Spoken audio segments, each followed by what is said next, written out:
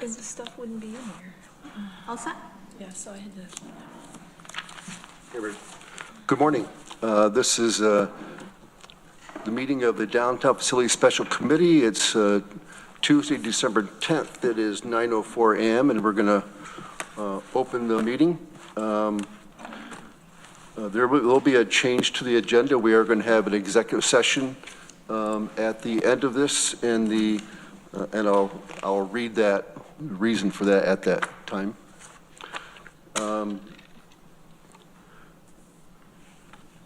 Any other changes to the agenda anybody wants to propose?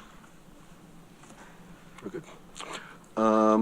Any comments from the public? Okay, moving right along. Can I get, our last meeting was, believe it or not, August 13th. It's been quite a while. Of 2024. Can I get somebody to move the approval of the, Deborah makes motion and Ann seconds it. Everybody is here, so we can do a vote by hand. Everybody in favor? Okay, that's unanimous. I don't have a chair's report, but I would like to offer Lisa a chance to comment. Thank you, Randy. So first of all, glad that we're able to reconvene, and a lot's happened in the last few months with the usage of the former bank building for the Code Blue shelter. We're expecting him at any time to come and speak to some of the items on the agenda, but I wanted to bring to this committee's attention an item that came up, I guess it was last week at the GO committee. It was brought up by our Board of Elections about their current space. And I've since had a conversation with Alana Cogden about it. It has been for some time very inconvenient for the Board of Elections to operate in two separate spaces with their front-facing staff downtown on Buffalo Street and their tech staff with the machines on Hanshaw Road. We've been renting space for machine storage on Hanshaw Road for a number of years, and it requires for two techs at each visit, both Republican and Democrat, to enter the space. If they forget a tool, they have to come down. There's mileage in between the two spaces, and for some time it's been their desire to want to be located in the same, under the same roof as their machines. It just makes their operations more efficient. So at the Government Operations Committee on Thursday, Alana brought forth that they would be looking for new space in the meantime because their lease expires on Hanshaw Road at the end of 2025. So I've since had the conversation with her because that was not a conversation that we had previous, that they would be going off and charting their own course, looking for new space to lease that would house both operations. For that operation in particular, it poses some additional challenges just because of the steps required to move the front-facing Board of Elections. So we haven't fully vetted out that conversation. I do think, though, it's one indication of one of many departments who are facing space needs. There are several departments that don't have a front-facing operation that have similar challenges with bringing on any new staff, finance being one of them, and ITS. So I'm bringing it to your attention just because this is, it's an issue that affects daily operations among many of our downtown departments. And my conversation back to the Board of Elections with Alana was that,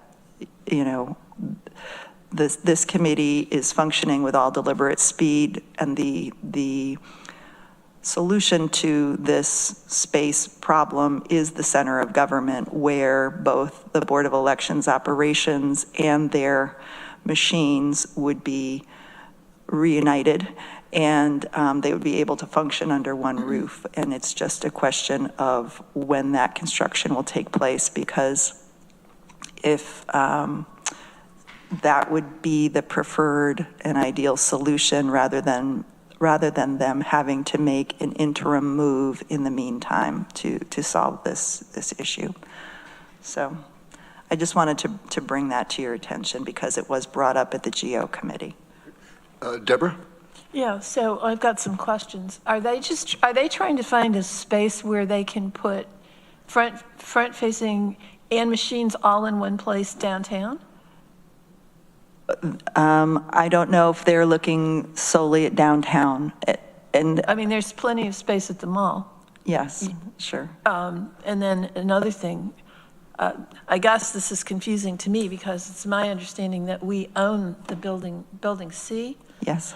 So if they moved everything, they would have to start paying rent for something that they don't have to pay rent for now. And an interim solution, there's is it the Masonic Temple building? That's like right around the corner, that's been empty for 1,000 years. Could they at least store their machines there? I don't know, I'm just trying to figure out.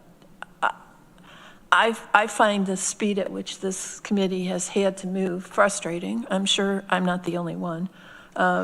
We are moving as fast as the process allows us to. I hope the departments realize we're not being dilatory here. Yes. Yeah. Sorry.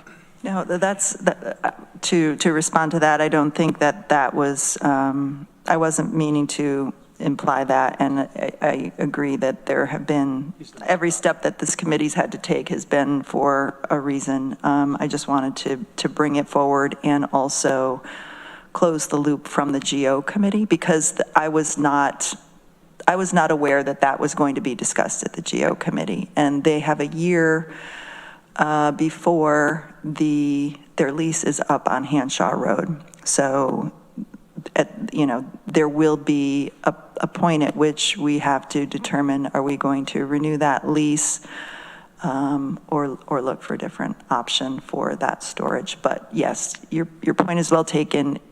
They are currently in space that is owned by the county, and to do otherwise would mean an additional lease payment. Thank you. Mike, do you have a question? Yeah, I guess I'm most surprised to hear that discussion came up at GO, and we talked about it and you hadn't heard about it. That's, I think, very surprising, since I don't imagine that there is money in the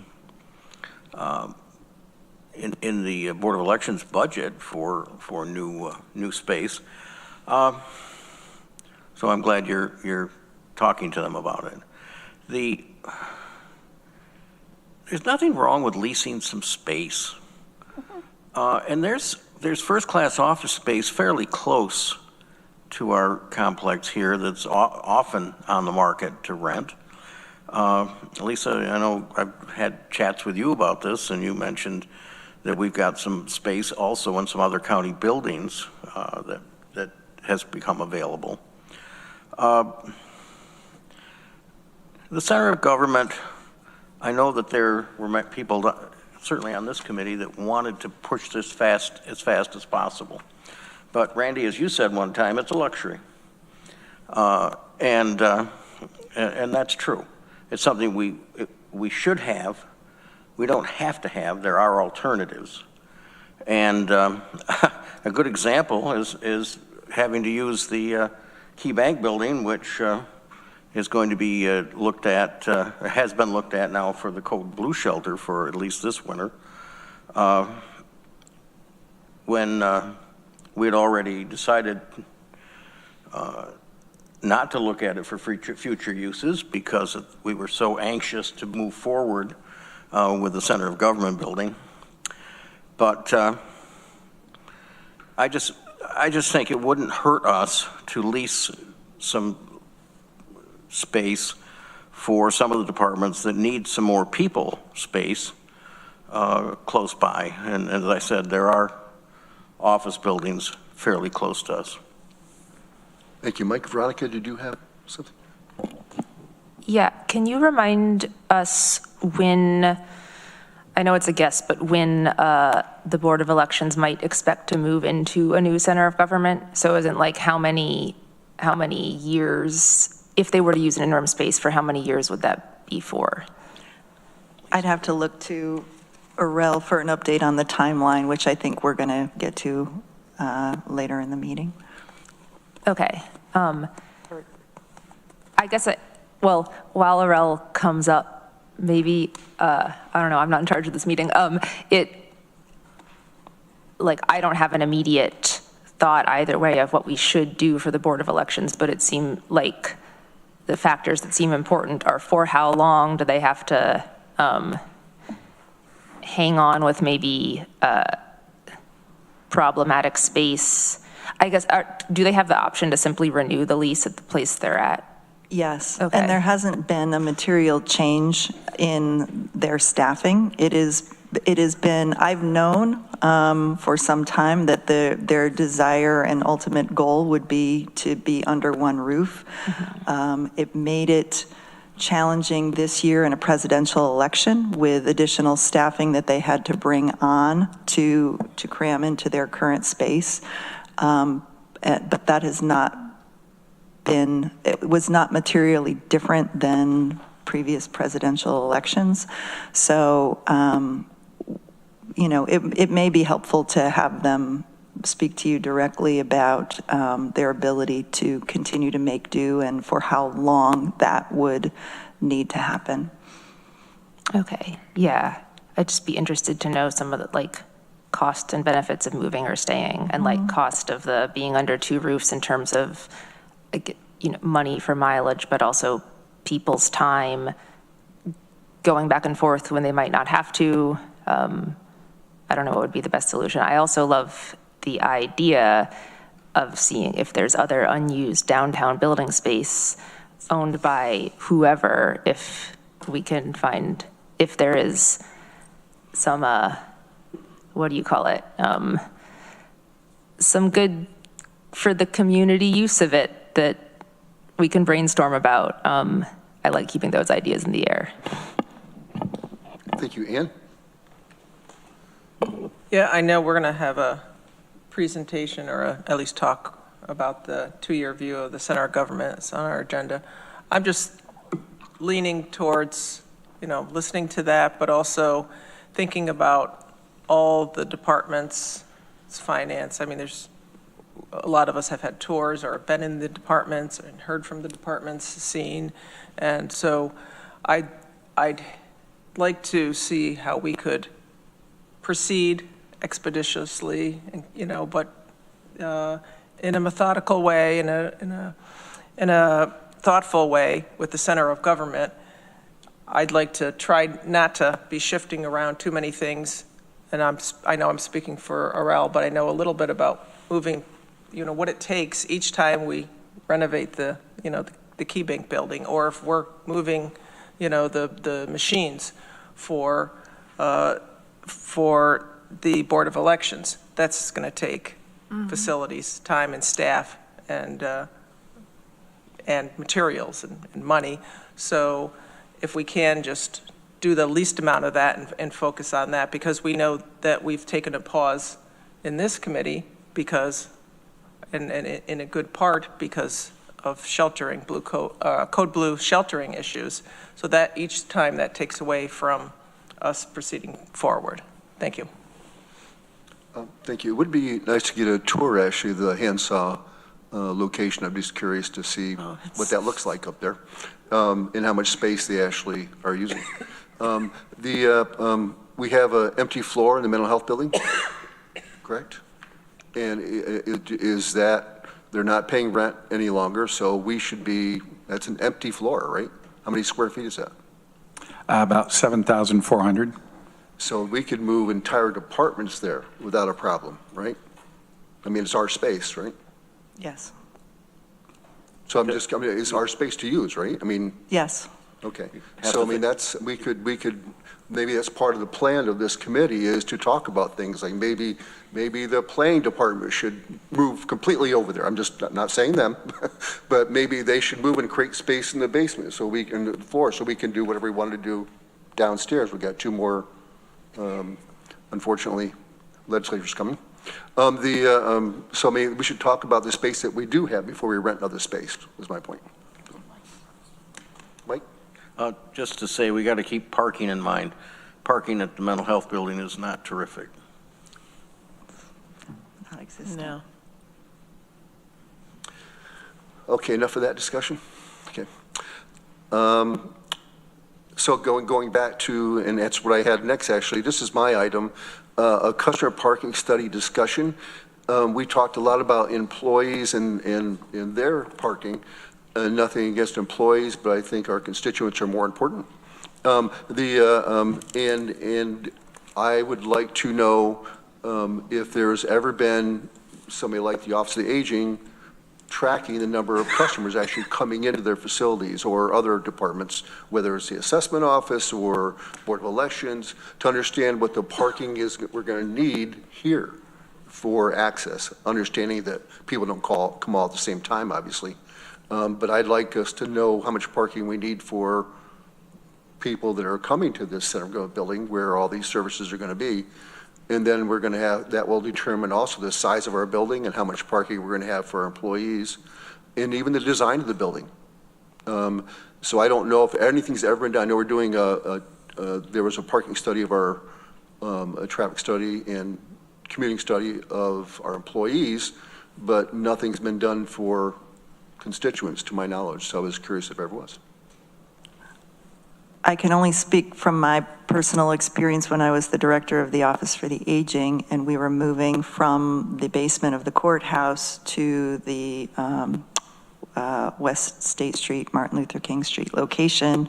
We, for a year, tracked and asked everyone that came in how they got there, either by bus, car, foot, traffic, et cetera. And so we just did that, looking at our constituents that accessed us in person. And that's, I think, the only way that I could envision doing, asking the departments who have in-person constituents how they arrived. Does it make sense to do that? Otherwise, we're going to be just guessing, right? We have a department head meeting tomorrow. I can bring it up and see the feasibility of starting to track that information at the front desks of the various departments. Yeah, I think Veronica brought up in the past about other ways for people to get here. So understanding if they got there by a bus or a bike would be important information as well if you were tracking that. Mm-hmm. Rich? I had a conversation with somebody at the Office for the Aging, and they were saying that they have steady stream, but it's usually not that many people at a time, maybe 3 at most, and that they street park. She had not heard complaints about it there in that location.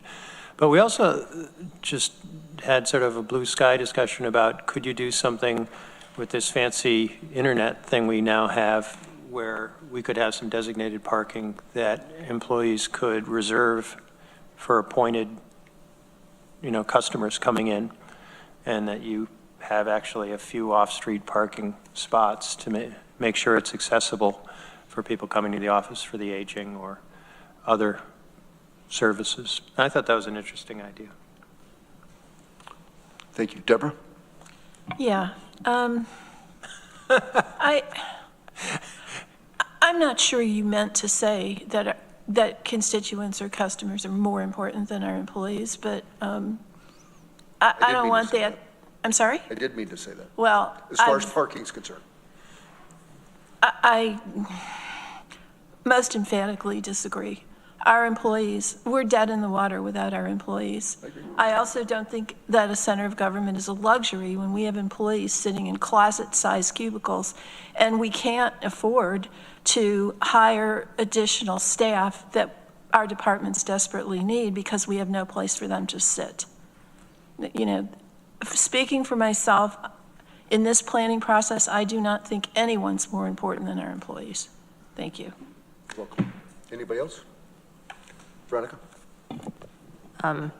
Just to that, I think our employees are very important and our constituents are very important, and I appreciate treating their transportation needs differently, because I think for the most part, our employees are coming for whole work days, and for the most part, the visitors to departments are coming for shorter lengths of time. In terms of how people get to the departments, I just want to say I'd also be interested in hearing if department heads or anyone has observations about people who want to come visit their departments in person but don't because of a transportation challenge. Like, do they have a car but no parking as they're parking, but they don't have a car, whatever it is. Understanding that I think that would have to be just anecdotal, and I can't imagine doing it seems like it'd be hard to do a systematic study of that, but if people have information or stories, we might as well know that while we're making decisions. Rich? Yeah, I didn't mean to imply, Deborah, that I was not thinking employees were important. I wasn't addressing my comments. Yeah, and I guess I agree with Veronica. They're both important, different. You know, that the short-term visit that a customer makes to our government services, if we can accommodate that so it's a smooth, good experience, say like the Department of Motor Vehicles, it's great. You know, you just zip in, you can even change plates in the parking lot. It's very functional. And I'd like to see that for our customers, but I agree that the base concern and the vast amount of parking has to be for court personnel from New York State and for our employees. So we got to figure that one out. Thank you. We're going to move right along, and Arel's here, and do you want to talk about the plan for the next 2 years, or do you have something to look at? Or So I'm sorry for being a little late. I wasn't sure at what point we would either go into executive session. At the end of the meeting? We're going to do it at the very end. Yeah. So I can't share any of this stuff, unfortunately, because it has information about the consultant that we're negotiating with. But I had my last negotiation session Friday late afternoon. I think that was my 5th one. And so I have the fee structure, basic services, and also several supplemental services that I can share and we can discuss once we get into an executive session. I also have a schedule to answer the question that was asked earlier. The occupancy would occur early 2029. We would finish construction end of 28 and then do commissioning, furniture setup, and then occupancy that first quarter of 2029. Beyond that, I'm not sure what more detail I can discuss now, because what I've got to share has names of who we're consulting with and all of that. Okay. Rich? Yeah, I guess we'll get to that. But I was interested if there's any news from our friends at New York State SHPO. We were talking about this last spring. Certainly the professional building is still sitting there, and we were hoping that we would retain architects, they could communicate with SHPO, and we'd get some response. Have we? Well, we would begin that once we do hire our architect and engineering consulting team. So until that happens, whatever was shared last, which was maybe 3 months ago, is the most current. And SHPO indicated, Megan would be more apt to respond to this, but basically SHPO indicated that once we do get an architect on the project, that those preliminary discussions can occur. And as far as phasing and the schedule, and I share that with you, that's really the first phase that our consultants would get into, is preparing information that they would then share with SHPO. Thanks, Ralph. I do have a question related to the current Code Blue shelter, the Key Bank building. Right now, we're using that facility, and the plan is to not use that facility next year. And do you have any comments on the new property that we purchased down on Cherry Street? Are you going to be able to put a temporary shelter there if that comes about? Yes, I know I've In had time. preliminary discussions with Lisa about that. And yes, there is a structure behind, we can discuss all of this, right? So behind Found that would lend itself to set up for a temporary Code Blue shelter. It's 3,200 square feet in size, open floor plan, and it would allow us to situate a restroom trailer similar to what we have now at the Code Blue site. The Found building would not be one that I would recommend. I discussed that with Lisa. It's in poor condition. There's a lot of hazardous building materials that we've identified visually that we would need to abate, at least before I would feel comfortable putting people in there. And so I think the building just behind, which is newer, would work well for Code Blue. Yes, Lisa? I'll also just qualify that by saying that is our worst-case scenario, that the county would again be providing Code Blue in the 2025-2026 season. We are actively looking for a nonprofit shelter operator to assist us with both the THA and Code Blue operations going forward after this year. Yes, Veronica? Even with a nonprofit operator, though, would we have to help them get the physical space? That would be to be determined. Thank you for that. I think we can move on, and we're going to go into executive session to discuss negotiation. Can I ask one thing first? Yes. Before we do? So I had here the center of government timeline from, I'm not sure which meeting.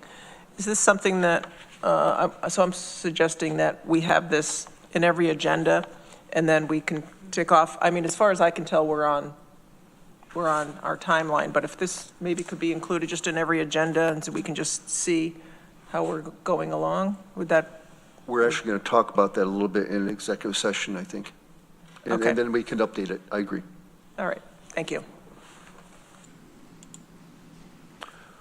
Okay, can I have a vote to, somebody to move to go into executive session? Rich, and a second by Deborah. All in favor?